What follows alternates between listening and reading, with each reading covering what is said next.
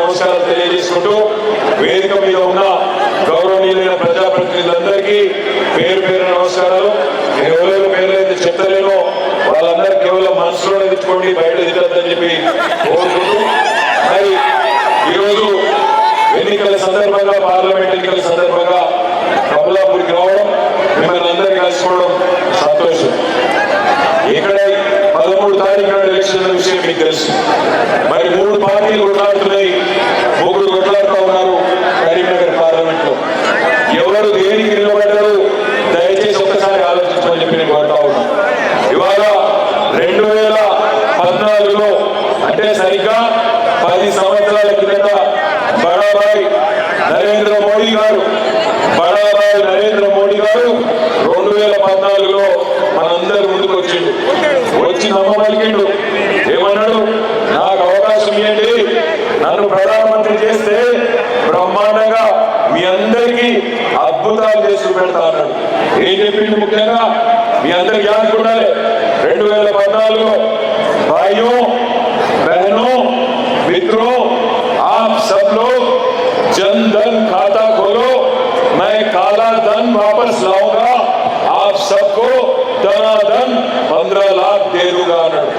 మొత్తంగా నల్లధనం వాపస్ తెస్తా, ఇంటింటికి 15 లక్షల రూపాయలు ఇస్తా. ఇది 2014లో నరేంద్ర మోడీ గారు చెప్పిన మాట. కమలాపూర్లో ఉండే మా రైతన్నలను, మా ఆడబిడ్డలను నేను అడుగుతా ఉన్నా, ఏ ఒక్కరికైనా 15 లక్షల రూపాయలు మోడీ గారి ద్వారా వచ్చిందా? వచ్చిందా అమ్మా? ఎవరికన్నా అయినా కూడా ఓట్లేద్దామా? ఇంకొక మాట చెప్పిండు నరేంద్ర మోడీ. ఏమన్నాడు? నాకు ఓటేసి ప్రధానమంత్రి చేస్తే రైతుల ఆదాయం డబల్ చేస్తా. 2022 సంవత్సరం కల్లా మొత్తం భారతదేశంలో ఒక్క రైతులన్న ఆదాయం డబల్ అయిందా? దయచేసి ఆలోచించాలని చెప్పి కోరుతా ఉన్నా. 2022 కల్లా రైతుల ఆదాయం డబల్ చేయడం ఒకటే కాదు, ప్రతి మనిషికి, ప్రతి కుటుంబానికి ఇల్లు కట్టిస్తా అన్నాడు, ఇంట్లో నల్లా పెడతా అన్నాడు, బుల్లెట్ రైలు ఉడికిస్తా అన్నాడు, సంవత్సరానికి 2 కోట్ల ఉద్యోగాలు మన పిల్లలకి ఇస్తా అన్నాడు, 10 ఏళ్లలో 20 కోట్ల ఉద్యోగాలు ఇస్తా అన్నాడు నరేంద్ర మోడీ. ఒక్కటంటే ఒక్క హామీ నెరవేరిందా? అయిందా? ఆలోచించండి. ఇవాళ బండి సంజయ్నే ఒక ఎంపీ 5 ఏళ్ళుగా కరీంనగర్ ఎంపీగా ఉన్నాడు. నేను కమలాపూర్లో ఉండే మా అన్నదమ్ములను, ఆడపిల్లలను అడుగుతా ఉన్నా, ఈ 5 ఏళ్లలో ఎన్నడన్నా బండి సంజయ్ మీరు చూసిరా?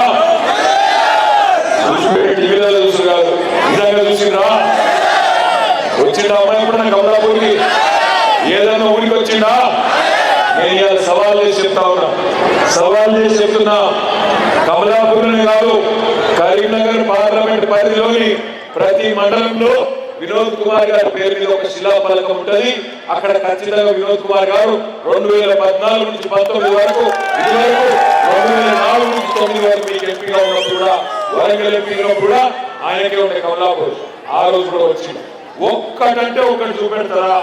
ఈ కమలాపూర్లో కానీ పార్లమెంట్ లో కానీ ఒక్క శిలాఫలకం ఇవో ఫలానా పని చేసిండు బండి సంజయ్ అని చెప్పే పరిస్థితి కదా? ఒక్క పని చేసినా ఏం చేసినవి అంటే 5 ఏళ్లలో ఒకటే చెప్తాడు, నేను దేశం కోసం, ధర్మం కోసం పనిచేస్తాను. దేశం కోసం, ధర్మం కోసం అంటే నేను ఒకటే అడుగుతా ఉన్నా, హిందువులను, ముస్లింలను పంచాయతీ పెట్టుడు, తెల్లారు వేస్తే గాలి మాటలు మాట్లాడు, గాలి తిరుగుడు గదేనా? పిల్లల ఉద్యోగాల గురించి సోయి లేదు, రైతుల కష్టాల గురించి తెలియలేదు, కేంద్రంకి వెళ్ళి పైసలు తెచ్చే ముఖం లేదు, ఒక్క గుడి కట్టలేదు, ఒక్క బడి కట్టలేదు, ఒక్క దవాఖాన కట్టలేదు, కనీసం ముఖం కూడా చూపెట్టలేదు. అయినా నాకే ఓటేయండి అంటాడు. ఎందుకైనా నీ ఓటు అంటే మా దేవుడు మోడీ దేవుడు అంటాడు. ఎవరికి దేవుడు? ఏమిటి దేవుడు? రైతుల ఆదాయం డబల్ చేస్తా అన్నాడు, చేసిండా? రైతులకు దేవుడా? మా ఆడబిడ్డలు నేను అడుగుతున్నా, ఇలా అన్ని పిరమైనవి. పప్పు పిరమైంది, ఉప్పు పిరమైంది, కూరగాయలు పిరమైనవి, నూనె పిరమైంది, చింతపండు పిరమైంది, అన్ని పిరమైనవి. ఎట్లా పిరమైన ఎరికైనా? ఒకటే ఒక చిన్న విషయం, మోడీ గారి దయతో పిరమైనవి. ఎట్లా? మన దేశంలో, భారతదేశంలో మనకు పెట్రోల్, డీజిల్ దొరకదు. మనం బయట దేశాలకు వెళ్ళి ముడి చమురు తెచ్చుకుంటాం. ముడి చమురు అంటే ఎన్నకైతే పెట్రోల్ డీజిల్ తీస్తారో శుద్ధి చేసి దాన్ని క్రూడ్ ఆయిల్ అంటారు, ముడి చమురు అంటారు. దాన్ని గల్ఫ్ దేశాలకు వెళ్ళి మనం కొనుక్కొని తెచ్చుకుంటాం. ఒక్కొక్క డ్రమ్ము ఒక్కొక్క బ్యారెల్ ఎక్కడ తెచ్చుకుంటాం. మరి మోడీ ప్రధానమంత్రి అయినాడు 2014లో ఒక బ్యారెల్ ముడి చమురు ధర $100. ఈ రోజు 10 ఏళ్ల తర్వాత అదే బ్యారెల్ ధర $100 తగ్గి $84 అయింది. $16 తగ్గింది. మరి ఎక్కడికెళ్ళైతే పెట్రోల్ డీజిల్ వస్తుందో ఆ ముడి చమురు ధర తగ్గితే మరి పెట్రోల్ డీజిల్ ధర తగ్గానా పెరగానా? పెరగానా? తగ్గాలి. మరి తగ్గలే. పెరిగింది. ఎంత పెరిగింది ఎరికైనా? ₹64 డీజిల్ మోడీ గారి దయతోని ₹105 అయింది. ₹74 పెట్రోల్ ₹105 అయింది. ఆడపిల్లలు ఎత్తుకున్న మీకు సమాధానం చెప్పాలి. డీజిల్ కిరాయి పెరిగితే మరి కమలాపూర్కి వెళ్ళి హైదరాబాద్ పోవాలంటే బస్ కిరాయిలు పెరుగుతాయా పెరిగా? పెరుగుతాయా లేదా? బస్ కిరాయి పెరుగుతాయా పెరిగా? ఎన్నికల్లో మా ఆడపిల్లలకు తెలియదా బస్ కిరాయి పెరుగుతాయా పెరగదా అనేది? అచ్చా మాది ఫ్రీ బస్ కదా, మాట్లాడినప్పుడు ఏమన్నా సుఖం ఉన్నదా ఫ్రీ బస్సులో? ఆడోళ్ళు దుమ్ముకున్నాడు, మగవాళ్ళేమో పైసలు పెట్టి టికెట్ పెట్టి తిట్టుకున్నాడు. ఏమన్నా సుఖం ఉన్నదా? నిజంగా ఫ్రీ బస్ లాభం ఉన్నది అనుకునేటోళ్ళు కదా సేల్ అవ్వటం ఉన్నదా? లేదు. సరే, దాని సంగతి పక్కకు పెడితే ఇవాళ అన్ని కూరగాయలు కానీ అన్ని స్థిరమైన అంటే ఒకటి కారణం. మోడీ గారు ఆయన వచ్చినాక 34% పన్నులు పెంచిండు పెట్రోల్ మీద, డీజిల్ మీద. అందులో రూపాయి కూడా రాష్ట్ర ప్రభుత్వానికి రాదు. ఈ 10 ఏళ్లలో నరేంద్ర మోడీ ఏం చేసిందంటే 30 లక్షల కోట్లు, ఒకటి కాదు రెండు కాదు, 30 లక్షల కోట్లు సామాన్యుడి నడ్డి విరిచి ముక్కు వెండి 30 లక్షల కోట్లు వసూలు చేసింది. దయచేసి నేను చెప్పేది మన తప్పేమో, నేను చెప్పేదేమో అబద్ధమేమో, లేదా కావాలని చెప్తున్నామో మీరు అనుకుంటారు. రేపు నేను చెప్పేది తప్పని ఈ బండి సంజయ్, కిషన్ రెడ్డి లేదా ఈటెల రాజేందర్ ఎవరో ఒక బీజేపీ నాయకుడు రుజువు చేస్తే రేపు సాయంత్రం ఈ టైంకు నా పదవికి, ఎమ్మెల్యే పదవికి రాజీనామా చేసి చెప్పేది అక్షర సత్యం. 30 లక్షల కోట్లు దోచుకున్నాడు నరేంద్ర మోడీ. పేదవాళ్ళకు పెట్టిండు, పెద్దవాళ్లకు పెట్టిండు. ఈ 30 లక్షల కోట్లు తీసుకొని అందులోకెళ్ళి 15 లక్షల కోట్లతోని అదానీ, అంబానీ రుణమాఫీ చేసిండు. మనకేమో పెట్రోల్ డీజిల్ రేట్లు పెంచి, సరుకు రవాణా ఛార్జీలు పెంచి, మొత్తం లారీలలో ట్రాన్స్పోర్ట్ అయ్యే వస్తువులన్నీ ధరలు పెంచిండు. అందుకే పప్పు పిరమైంది, ఉప్పు పిరమైంది, నూనె పిరమైంది, చింతపండు పిరమైంది. భారతదేశంలో అందుకే మా ఆడపిల్లలు మోడీ గారిని ప్రియమైన ప్రధానమంత్రి అంటలేరు. ప్రియమైన ప్రధానమంత్రి మన సిలిండర్ కూడా 400 సిలిండర్ ను 1200 చేసిన మహాత్ముడు అని మొత్తుకుంటారు. అడుగుండి మీరు బండి సంజయ్ ఎందుకంటే ఆయన ఒకటే చెప్తాడు. ఏం చెప్తాడు? గుడి కట్టినాం మాకు కూతురు పంపిణ అక్షతలు ఇంటికి వచ్చినాయా రాలేదా? ఫోటో పంపిణ పచ్చి లంగలు. ఎంత లంగలు అంటే అక్షతలు అయోధ్యకి వచ్చినాయని చెప్పినా మీకు? అక్షతలు వచ్చినాయి అమ్మా లేదా? రాలేదా? ఎంత లంగలంటే అయోధ్యకి రాలి, ఆడికి రాలి. ఈయన రేషన్ బియ్యంలో పసుపు కలిపి తీసుకొచ్చి లంగలు, పచ్చి లంగలు, దొరలు దేవుని పేరు మీద ఓట్లు అడుక్కునే దౌర్భాగ్యం. చేసిన పని పైసా పని లేదు, పైసా పని చేయలేదు. 5 ఏళ్ళ ఇంటికి ఉండి నయా పైసా పని చేయలేదు. ఇవాళ సిగ్గులు కూడా ఒప్పుకుంటూ వచ్చి మళ్ళీ నాకే గుర్తుంది, నాకే ఎందుకు కుదాలి? ఒకటి కారణం, గుడి కట్టినం, ఓట్లు గుర్తుంది. గుడి కట్టుడే కారణం అయితే నేను అడుగుతున్నా, కేసీఆర్ కట్టలేదా? యాదగిరిగుట్ట 4 ఏళ్ల కిందట బ్రహ్మాండంగా కేసీఆర్ ఒక యాదగిరిగుట్టనే కాదు, కేసీఆర్ గారు ఆధునిక దేవాలయాలు కూడా కట్టింది. కాళేశ్వరం లాంటి ఆధునిక దేవాలయం, పాలమూరు రంగారెడ్డి ఎత్తిపోతల పథకం లాంటి ఆధునిక దేవాలయం, మన చెర్లను బాగు చేసిండు, మన భక్తులు బాగు చేసిండు. 200 పెన్షన్ 2000 చేసిండు. ఆడపిల్లల పెళ్లిలకు ₹1,00,000 కళ్యాణ లక్ష్మి కింద ఇచ్చిండు. కానీ మోసపోయినాం. 5 నెలల కింద అప్పుడేమో 2014లో బడాబాయి మోడీ మోసం చేసింది. మీ అందరికి ఎరికైనా నమో అంటే ఏందో? నమో అంటే ఏంది? నమో అంటే నరేంద్ర మోడీ కాదు. నమో అంటే నమ్మించి మోసం చేసినోడు. 2014లో బడాబాయి నమోమోసం చేసిండు. ఈ మధ్యన చోటాబాయి మూమెంట్ 2023 అరిచేతుల వైకుంఠం చూపెట్టి అరిచేతుల వైకుంఠం ఏమన్నాడు? బస్సు ఫ్రీ అన్నాడు, బంగారం ఫ్రీ అన్నాడు, మహిళలకు కోడలకు 2500 నెలకు, అత్త ఉంటే నెలకు 4000. కేసీఆర్ అయితే ఒక ముసలానికే ఇస్తున్నాడు, నేను ముసలమ్మ కూడా ఇస్తా అన్నాడు, ఆడపిల్లలకు స్కూటీలు ఇస్తా అన్నాడు, అన్ని 100 రోజులు ఎత్తా అన్నాడు. అన్నిటికి మించి మా కమలాపూర్ రైతులను అడుగుతున్నాడు, 2 లక్షల రుణమాఫీ అన్నాడు. ఎంబడే చేస్తా నేను వద్దనే ఉన్నా. డిసెంబర్ 9 నాడు సంతకం పెట్టని పెడితే అయ్యే బాయ్ మొత్తం రుణమాఫీ అన్నాడు. కేసీఆర్ 10,000 ఇస్తుండు, నేను 15,000 ఇస్తా అన్నాడు. రైతు బంధు అన్నాడు. రైతు బంధు పడ్డదా అందరికీ? పడ్డదా? పడ్డదా? అడత సలహాలు కూడా ఉంటారు. ఎవడన్నా రైతు బంధు నాటేసినప్పుడు ఇస్తాడు, కోతలకు పంటకు వచ్చినప్పుడు ఇస్తాడు. నాటేసినప్పుడు ఇవ్వలేదు, ఇలా పంటకు వచ్చినప్పుడు ఇచ్చి దాన్ని కూడా పెద్ద పెద్ద పొదుపు కొడతాడు రేవంత్ రెడ్డి. నేను ఇంకొక మాట అడుగుతున్నా, ఆడబిడ్డలు చెప్పాలి, ఎవరికన్నా పైసలు వచ్చినాయా? 2500 మహిళలకు, మీకెందుకు వస్తాయి? మహిళలకు వస్తాయి. మహిళలకు వచ్చినాయమ్మా? మహిళలు ఆడబిడ్డలు చెప్పాలి, వచ్చినాయా 2500? మరి మీరు బుద్ధి చెప్పలేదనుకో, కాంగ్రెస్ కు 100 రోజులు ఇస్తా అని చెప్పి ఇయ్యలేదు. ఇయ్యకపోతే ఎక్కువ కూడా మనం కాంగ్రెస్ గుర్తమనుకో, రేపు ఆయన ఏమనుకుంటాడు కదా, వీళ్ళు పిచ్చోళ్ళు, నేను పైసలు చేయకపోయినా నాకే కుదిర్రు, మరి ఇవ్వకపోయినా నడుతుంది, రేపు కూడా 4 ఏళ్ళు నడుపుకుంటా అనుకుంటాడు. తులం బంగారం అని వచ్చిందా? తులం ఇనుము ఊడిగాడు, వాడు 50 పెట్టుకోడు. తులం ఇనుము ఊడిగాడు, పచ్చి లంగా పచ్చి దొంగ. అప్పుడు మేము చెప్తే నమ్మలేదు, మేము చెప్తే నమ్మక కొంతమంది మోసపోయి 2 తాపలు కేసీఆర్ ఇచ్చినాం కదా, ఒకసారి ఎత్తిందని కొన్ని ఓట్లు వేసిన పుణ్యానికి ఇలా తంతే గాజుల గుడ్డలు పడ్డట్టు వచ్చి పడ్డాడు. ఒక్క పని చేస్తలేడు. తెల్లారు లేస్తే కేసీఆర్ తిట్టుడు, దేవుడి మీద ఒట్టు పెట్టుడు. ఊసరు వెళ్ళి రంగులు మారుస్తుంది. రేవంత్ రెడ్డి ఏమో తారీఖులు మారుతారు. మొదలేమో డిసెంబర్ 9 రుణమాఫీ, ఇప్పుడేమో మళ్ళీ 15 ఆగస్టు రుణమాఫీ. 7 కోట్ల దేవుడి మీద ఒట్టేస్తాను. ఏం లేదు.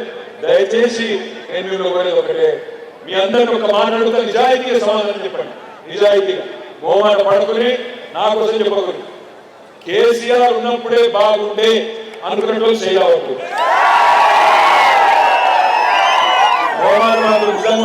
నిజంగా మనసు గట్టిగా చేయండి. మనిషి మాట ఏందో దేశాన్ని నాశనం చేసిన మనిషి అసలు బెస్ట్ ఉపాయం చెప్తాం. బెస్ట్ ఉపాయం చెప్తా. కేసీఆర్ ఉన్నప్పుడే బాగుండే అనుకుంటే మీకు బెస్ట్ ఉపాయం చెప్తా. ఉపాయం ఏంటంటే మీరు చేయవలసిందలో ఒకటే, 10-12 ఎంపీలు మాకు అప్పచెప్పండి. తిరిగి 6 నెలల్లో కేసీఆర్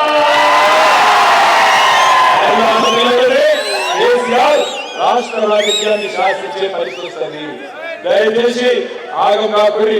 మీకు తెలుసు, మాకు తెలుసు, మీరు మోసపోయినారు. కాంగ్రెస్ వాళ్ళ చేతుల, ఈ లంగల చేతుల్లో మోసపోయినాం. రుణమాఫీ అయితే లేదు, రైతు బంధు పడతలేదు, క్వింటాల్ 500 బోనస్ అడిగి 2 పంటలు వచ్చినాయి. బోనస్ వచ్చింది ఎవరికన్నా? బోనస్ బోగస్ అయింది. ఫ్రీ బస్ దుష్మన్నది. తులం బంగారం పోయి తులం ఇనుముడు తెలియదు. అందుకే నేను మిమ్మల్ని కోరేది ఒకటే, 13 తారీఖు నాడు వెనుకకెళ్ళి ఇప్పుడే మా సోదరుడు చెప్తున్నాడు, అన్నా కమలాపూర్లో మా పద్మశాలి సోదరులు, మా నేతలను చాలా మంది ఉంటారన్నా, వాళ్ళ గురించి కూడా చెప్పని చెప్తున్నాడు. వెనుకకెళ్ళి ఒక్కళ్ళ గురించి కాదు, ఏ ఒక్కరు బతుకులు బాయలు. నేతలకు చేయుతో పోయింది, చేనేత మిత్ర వీకింది, పైసలు వచ్చేది ఏం అసలే లేవు. ఏమున్నా కేసీఆర్ తెల్లారేస్తే బూతు తిట్టుడు, డైలాగులు కొట్టుడు. పంటలు కూడా ఎండినాయి కమలాపూర్లో, ఎండినాయా? కరెంటు కోతలు అయినాయా? మంచిల కోసం అవుతుందా? మరి మార్పు బాగుందా? కాంగ్రెస్ వస్తుంది, మార్పు తెస్తుంది అని ఒప్పుడు తిరిగి కదా, బాగుందా మార్పు? మళ్ళీ కేసీఆర్ గారు ఉండాలన్నా? ఒక్కసారి కేసీఆర్ ఉన్నప్పుడే బాగుంటుంది, మరొకసారి చేయాలి.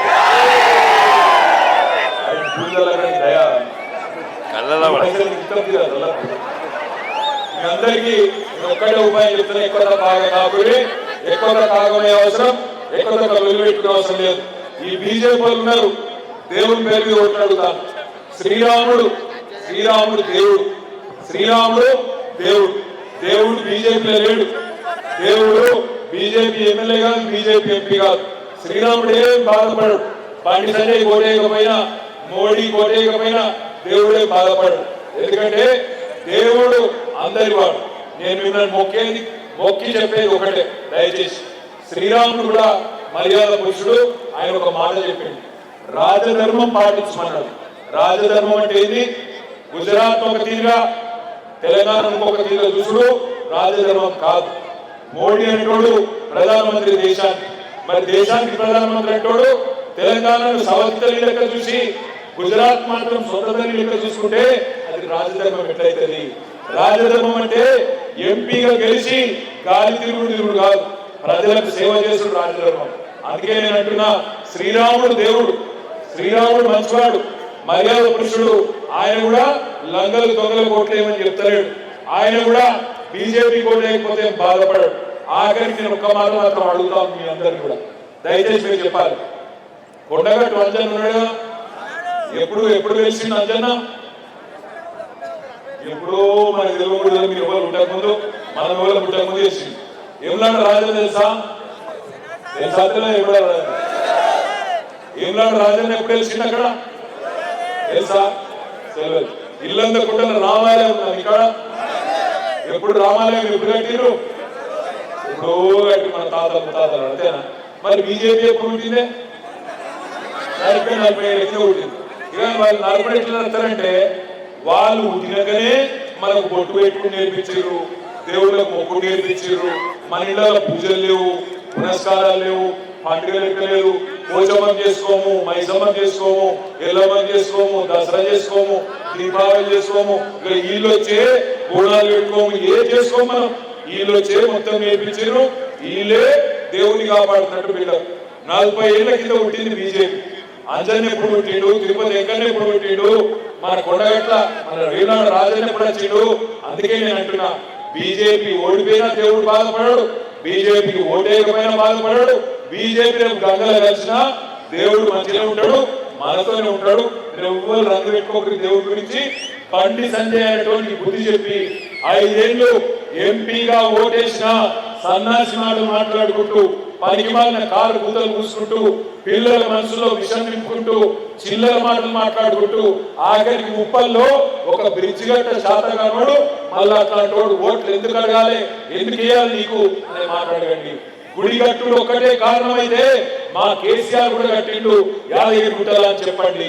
దాంతో పాటు కేసీఆర్ ఆధునిక దేవాలయాలు కట్టిండు, ప్రాజెక్టు కట్టిండు, నీళ్లు తెచ్చిండు, రైతు బంధు ఇచ్చిండు. ఇవన్నీ చేసినందుకు మళ్ళా తిరిగి కేసీఆర్ కు 10-12 ఎంపీ సీట్లు గెలిపిస్తాం. అందులో కరీంనగర్ నెంబర్ 1 గెలిపిస్తామని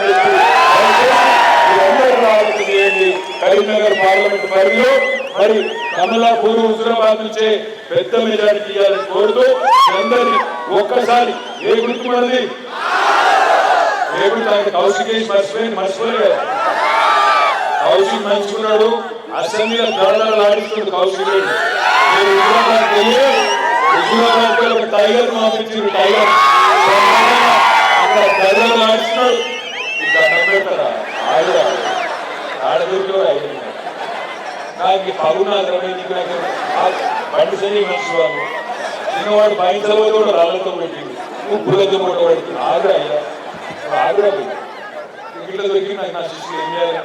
ఇగో మా తమ్ముడు మాత్రం మీరు పంపించారు, బ్రహ్మాండంగా పనిచేస్తాడు అసెంబ్లీలో.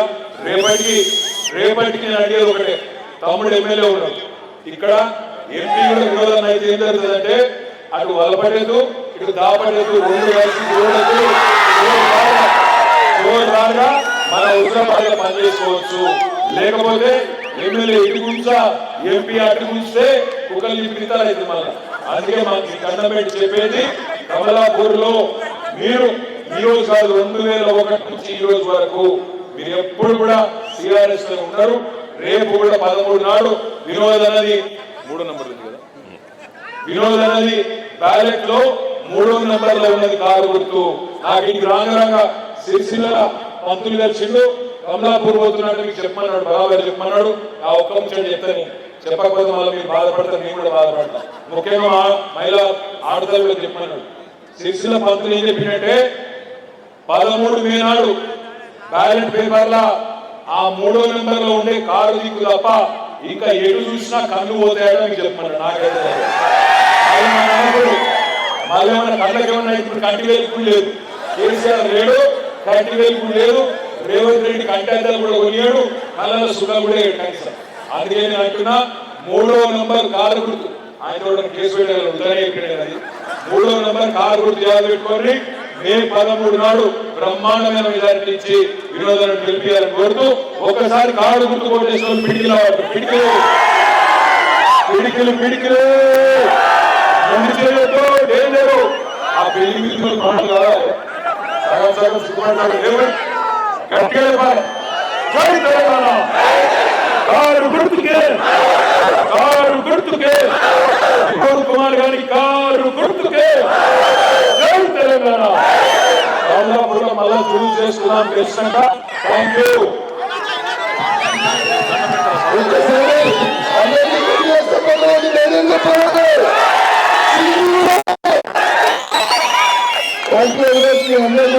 ఇంత రాష్ట్రంలో కూడా ఇంతమంది వేలాది మంది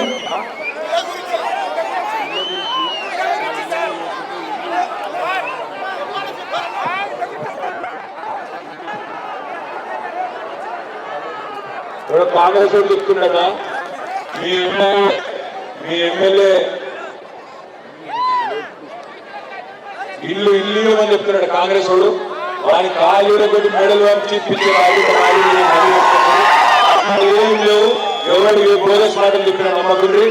ఇల్లు అది ఇది అంటే బాగి కాదు, మెడలు వంచుకొని బొక్కలు కొట్టి ఇప్పించే బాధ్యత వాళ్ళకి.